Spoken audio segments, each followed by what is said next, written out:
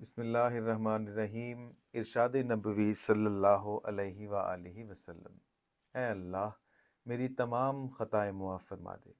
بخاری میں حضور صلی اللہ علیہ وآلہ وسلم کی ایک دعا درج ہے جس کا ترجمہ کچھ اس طرح ہے: اے اللہ میری خطائیں معاف فرما دے اور میرے سب معاملات میں میری لا علمی، جہالت اور میری زیادتی کے شر سے مجھے بچا لے، اور ہر اس نقصان و شر سے بچا لے جسے تو مجھ سے بھی زیادہ جانتا ہے۔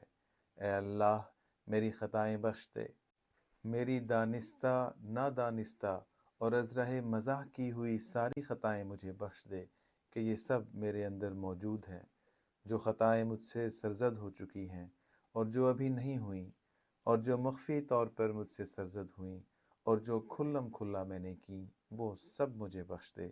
تو ہی آگے بڑھانے والا اور پیچھے ہٹا دینے والا ہے، اور تو ہی ہر چیز پر قادر ہے۔